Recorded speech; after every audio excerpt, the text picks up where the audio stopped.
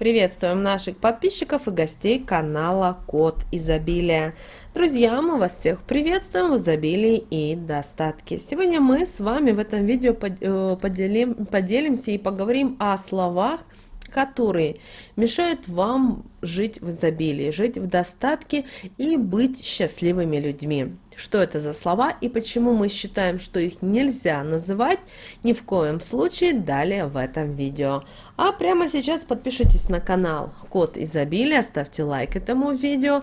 Обязательно поделитесь этим видео с теми, кого вы любите, кого вы цените, кому вы желаете мира, любви, гармонии. Пусть они также знают эту важную и ценную информацию. Вы знаете, в нашей жизни есть много достаточно опасных слов. Слова, которые несут какой-то негатив и опасности. Но это, конечно же, не значит, что вам нужно постоянно молчать и не говорить вообще никаких слов. Это лишь говорит нам о том, что если вам нечего сказать, то лучше вообще не говорить понапрасну, особенно негативно заряженными словами и негативно заряженными фразами. Также очень важно как можно меньше делиться своими планами. Не рассказывайте посторонним людям о своих успехах, о своих достижениях, удачах, потому что действительно говорят, вот счастье любит тишину. Помните об этом. Также, кстати, и деньги любят тишину.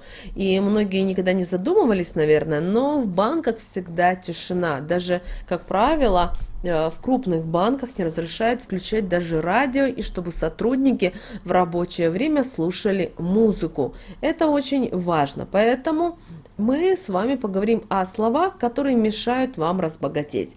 И первое слово, которому мы хотим уделить внимание, это слово «должен». Люди, как правило, берут деньги взаймы, берут кредиты или просят кого-то об одолжении. И очень важно избавляться в обиходе от слова «должен». Многие люди любят говорить такие фразы, что «я вам ничего не должен» или «мне должны прислать документы». Вместо этого поищите другие синонимы и не используйте слово «должен». Например, «я вернул вам все те деньги, что брал взаймы». Или «мне с минуты на минуту пришлют документы». Избегайте слова «должен», так как именно слово «должен» отпугивает счастье, отпугивает деньги, достаток и, что немаловажно, блокирует финансовые потоки вашей жизни. Следующее у нас слово, это, скорее всего, даже не слово, а частичка. Частичка «не». Знаете, что частица «не» близка к нейтральной, однако ее нельзя часто произносить тому, кто хочет стать успешным, богатым, счастливым человеком, особенно по отношению к себе. Например, «не смогу», «не справлюсь», «не умею», «у меня нет талантов». Вы должны понимать, что именно такие слова, которые вы произносите, они отпугивают удачу и счастье из вашей жизни. Именно поэтому абсолютно, если вы обращали внимание, все аффирмации, все слова, фразы, включая, например, слова на удачу, на процветание, никогда не содержат слова «нет» или частицы «не». В обиходе полностью, конечно, избавиться от частицы «не» достаточно крайне сложно. Но вот перестать говорить о себе как минимум унизительные слова вполне возможно. Поэтому прямо сейчас пересмотрите и перестаньте использовать как можно больше слов, перестаньте использовать с частичкой «не». Следующее слово, которое многие любят использовать, это слово «невозможно». В этом мире помните, что все возможно. Поэтому постарайтесь не произносить слово «невозможно». Например, вместо «этот проект невозможно осуществить» можно сказать, что на данный момент мы обладаем недостаточными ресурсами для выполнения задачи. Поэтому, когда мы с вами говорим слово «невозможно», мы сами осознанно блокируем часть созидательной энергии Вселенной, которая пронизывает пространство вокруг нас. Следующее слово – это слово «бедность». Старайтесь поменьше говорить слово «я бедный», «бедность» и все, что связано с этим словом. И это касается при этом любых ситуаций. Нужно избегать этого слова всегда и везде.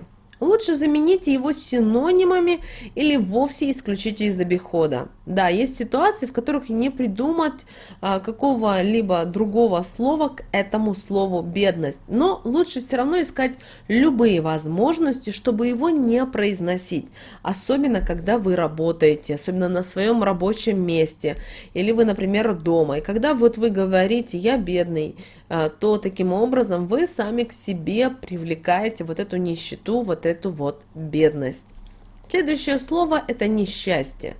Данное слово тоже успешно можно заменить на другое, но идентичное по смыслу. Например, если у вас сломалась машина, не нужно говорить «у меня несчастье», или, например, «у меня беда». Лучше сказать «у меня планы изменились» или «у меня появились форс-мажорные дела».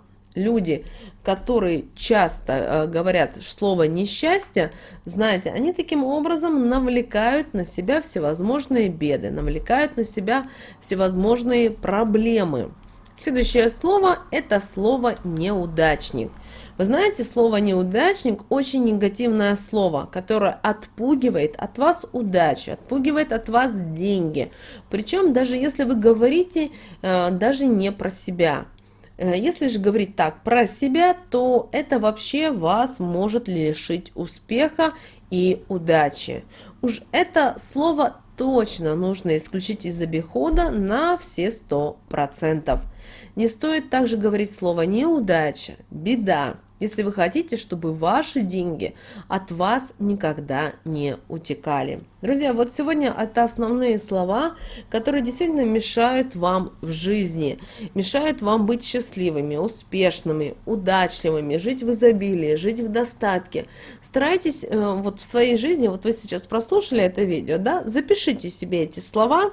И после этого придумайте, даже не придумайте, посмотрите в интернете или подумайте, поговорите, может, со своими друзьями, знакомыми, какими вы заменили бы синонимами к этому слову.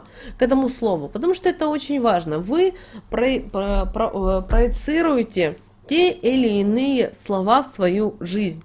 Возможно, иногда бывает, вот есть люди, часто иностранцы, почему-то говорят слово катастрофа. То есть, что бы ни случилось плохое, они называют это катастрофа. И вы знаете, именно это слово также очень по-энергетически очень сложное и тяжелое. И когда мы говорим вот именно это слово, у меня катастрофа, беда, вы знаете, иногда бывает, что для нового человека это не беда и не проблема, а просто рабочая какая-то обстановка или ситуация. Но когда вы так сами себя настраиваете, то в вашу жизнь действительно со временем приходят какие-то такие вот форс-мажорные обстоятельства, которые действительно можно назвать катастрофой или проблемой.